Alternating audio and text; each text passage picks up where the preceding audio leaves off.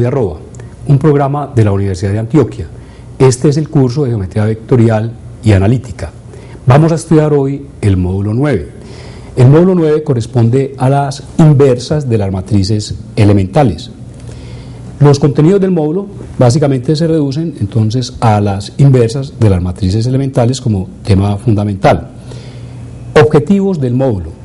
Primero, caracterizar las matrices elementales como invertibles y determinar sus inversas.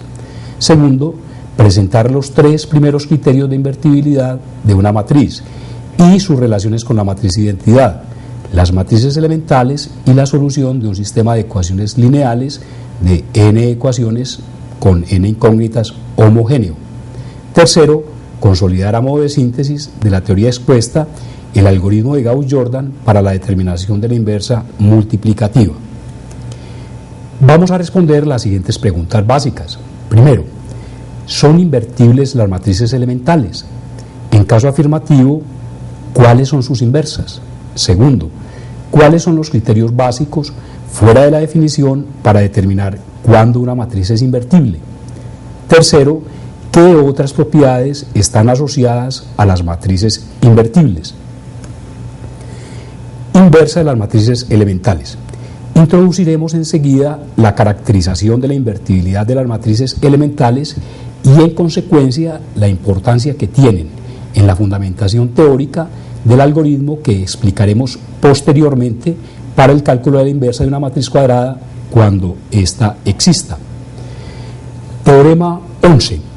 Inversas de las matrices elementales. Toda matriz elemental es invertible y su inversa es otra matriz elemental del mismo tipo. Así, primero, la matriz inversa de la matriz elemental tipo 1, F sub ij, es la misma matriz F sub ij. Segundo, la inversa de una matriz elemental tipo 2, F sub i entre paréntesis lambda, es igual a F sub i entre paréntesis 1 sobre lambda. Recordemos que lambda es distinto de 0 en la operación elemental tipo 2. En otras palabras, entonces lo que cambia acá en el coeficiente con respecto a la matriz inicial, en la inversa vamos a tener el inverso multiplicativo de este coeficiente, pero sigue siendo una matriz del mismo tipo. La inversa de una matriz elemental tipo 3, F sub ij entre paréntesis lambda, es la matriz también tipo 3, F sub ij entre paréntesis menos lambda. Podemos observar entonces con respecto a la inversa de una matriz elemental tipo 3 que el resultado es otro elemental del mismo tipo y lo único que cambia es, en lugar del escalar lambda, vamos a tener el inverso aditivo de lambda.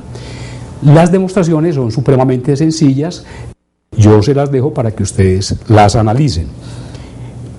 Vamos a observar en esta ilustración número 20, dadas las matrices elementales de orden 4×4, correspondientes entonces a F sub 2, 3, F sub 4 entre paréntesis 1/5, F sub 2, 4 entre paréntesis menos 2/3.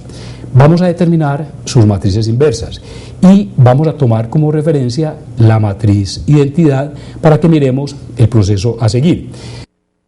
Vamos a aprovechar precisamente esta ilustración para que veamos cómo se desarrollaría realmente la demostración. Para la primera matriz, para la matriz, veamos entonces F 2, 3. Podemos plantearnos la siguiente pregunta. Dada esta matriz elemental del tipo 1, F 2, 3 de orden 4×4, como lo hemos indicado, ¿cuál es la operación elemental que nos permite llevarla de nuevo a la matriz identidad de orden 4×4? Observemos de nuevo la matriz F 2, 3. De acuerdo a la convención establecida, en esta matriz, con respecto a la matriz identidad, únicamente se han intercambiado de posición las filas 2 y 3 respectivamente. Por lo tanto, para volver a partir de esta matriz a obtener la identidad, podemos observar que la operación elemental a aplicar es de nuevo intercambiar de posición las filas 2 y 3. Podemos entonces indicarlo en esta forma. Si a la matriz F23 le aplicamos la operación elemental, de nuevo E sub 2, 3, volvemos de nuevo a la matriz identidad. Pero, de acuerdo con el teorema número 8, que observamos como una piedra realmente angular de este trabajo, aplicar una operación elemental cualquiera a una matriz elemental, recordemos que es equivalente a premultiplicar. Tomemos F23 a izquierda por la matriz elemental asociada a esta operación, en este caso F23. Y esto nos conduce, como resultado de este producto, a la matriz identidad. De acuerdo con lo establecido, y ustedes podemos observar inmediatamente, este producto es conmutativo. Tenemos en consecuencia que, asumiendo como referencia la matriz F23, aquella matriz cuadrada que premultiplicada o multiplicada por ella, a izquierda o a derecha, nos lleva a la identidad, por definición es la inversa de esta matriz. Y en consecuencia, podemos entonces, de acuerdo con la convención adoptada, podemos decir que F23 es la inversa a su vez de F23. Veamos ahora para la segunda matriz. Para la matriz F sub 4, un quinto. Recordemos también, y vamos a revisar de nuevo esta operación, con respecto a la matriz identidad, esta matriz elemental refleja la aplicación de una operación elemental tipo 2 a la fila 4. En este caso, significa que la fila 4 de la identidad ha sido multiplicada por el escalar un quinto. Podemos de nuevo, deteniéndonos en esta matriz, preguntarnos, como en el caso anterior, si tenemos entonces esta matriz F sub 4 entre paréntesis un quinto. Planteémonos una pregunta similar a la anterior. Si tenemos esta matriz F sub 4 un quinto, ¿cuál es la operación elemental que media para transformarla de nuevo en la identidad del respectivo orden? 4 por 4. Podemos mirar, volviendo a la matriz, que para llevar esta matriz a la matriz de identidad debemos entonces multiplicar la fila 4 por el escalar 5. Indiquemos esta operación elemental.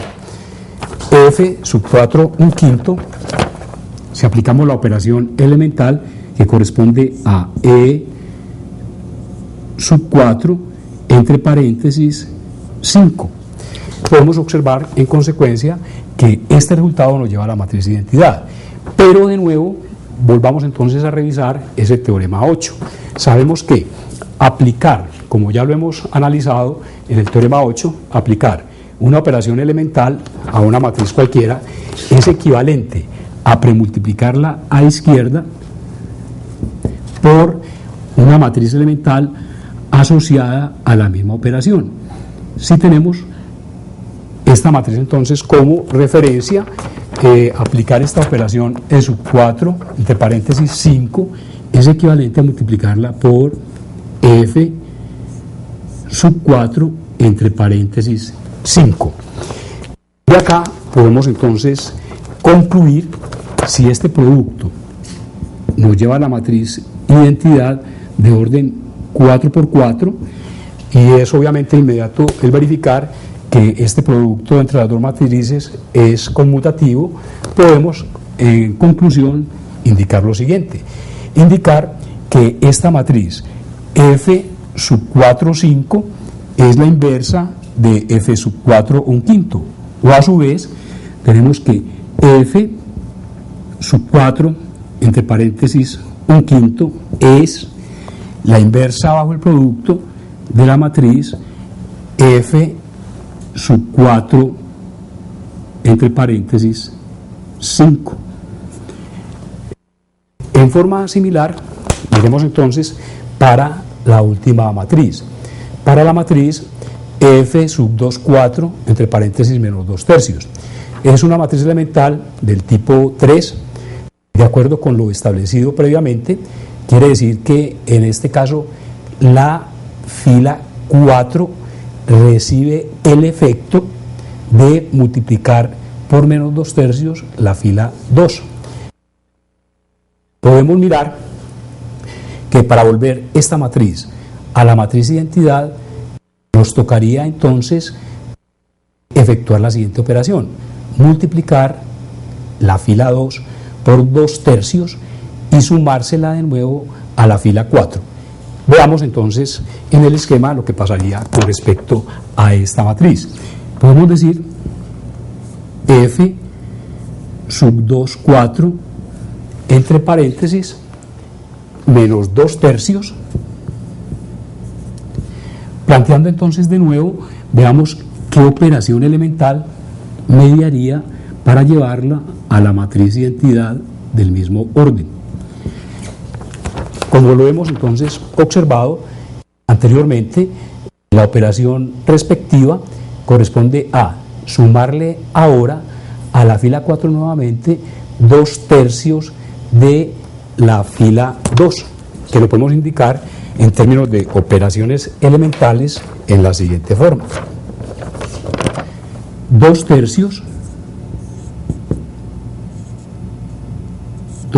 tercios de la fila 2 lo sumamos entonces a la fila 4, que es la que recibe finalmente el efecto de esta operación.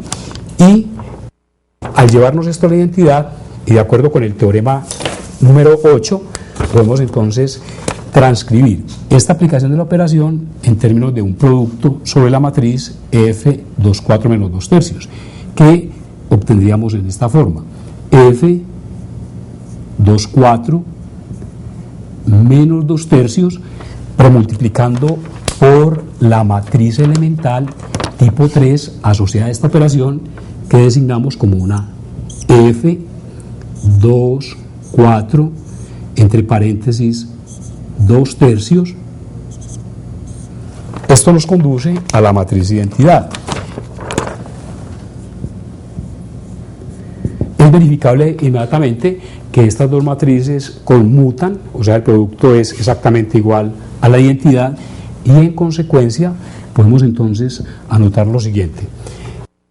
Podemos afirmar que F 2, 4, 2 tercios, indiquémoslo de acuerdo con la notación funcional, F 2, 4, entre paréntesis, 2 tercios, es la inversa bajo el producto, que es la convención acordada, de la matriz F 2, 4 menos 2 tercios. F 2, 4 menos 2 tercios. Muy bien, en esta forma entonces hemos determinado las matrices, para las matrices elementales, las inversas señaladas. Vamos a recoger los siguientes teoremas, que serían unos teoremas resumen, que son fundamentales precisamente en nuestro trabajo, los primeros criterios fundamentales para la determinación de la invertibilidad de matrices cuadradas. Iniciamos con este teorema 12, lo designamos como el primer criterio de invertibilidad de matrices. Sea A una matriz cuadrada de orden n por n. A de orden n por n es invertible si y solo si A es equivalente a la matriz identidad del mismo orden. Esto significa, o esto es, A de orden n por n es invertible si y solo si existen f sub 1, f sub 2, f sub k, matrices elementales de orden n por n, tales que estas matrices elementales, premultiplicando a la matriz a la izquierda, por lo que ya nosotros vale la pena recordar, por lo que establecimos en el teorema 8, este producto de matrices elementales actuando sobre la matriz A nos lleva a la matriz de identidad de orden n por n. Corolario 1. Segundo criterio de invertibilidad de matrices. sea A de orden n por n.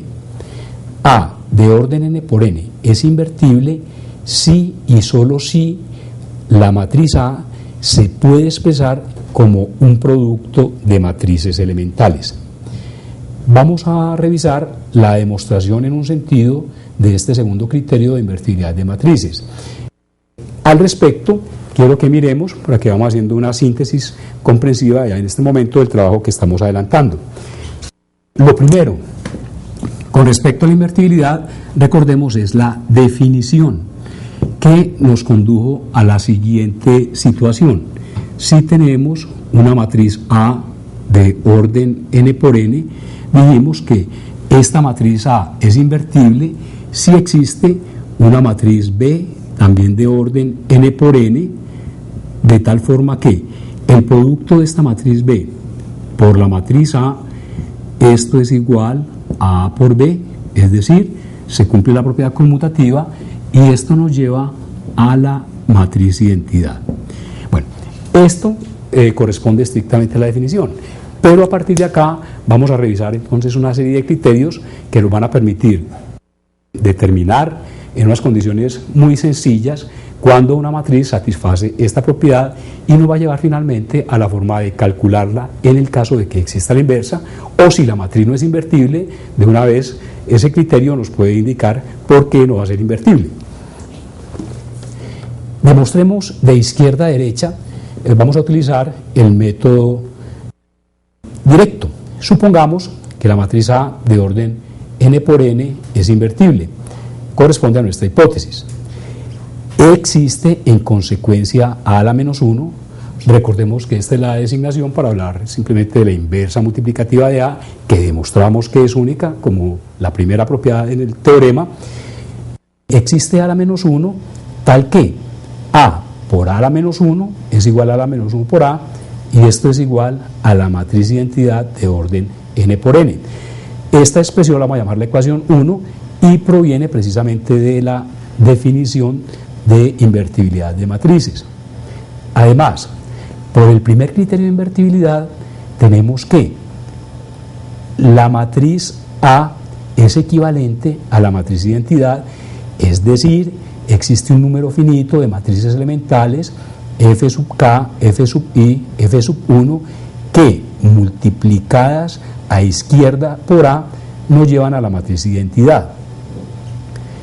Multiplicando a la derecha por la inversa de A en la ecuación 2, mediante lo que podríamos designar como la ley uniforme del producto, o multiplicando miembro a miembro dos matrices compatibles, como tenemos en este caso, se tiene lo siguiente: f sub k, f sub i, f sub 1 por A, paréntesis, por la inversa de A, esto es igual a I por la inversa de A, que nos permite afirmar finalmente que f sub k por f sub i por f sub 1 es igual a la inversa de A. Vale la pena que revisemos esta conclusión, que es inmediata, pero creo que es importante anotar lo siguiente. Recordemos que el producto matricial es asociativo, por lo tanto, en esta ecuación podemos asociar A por A a la menos 1, sabemos entonces que esto nos conduce a la identidad, puesto que A es invertible, y así tendríamos entonces el producto de las matrices f sub k, f sub i, f sub 1 por la identidad igual a la identidad por A a la menos 1.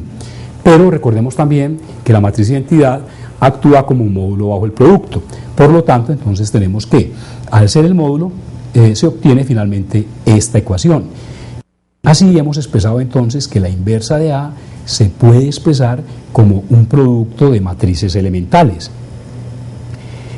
Como el producto de la izquierda es invertible, y acá es importante, miremos de nuevo, estamos afirmando que este producto es invertible.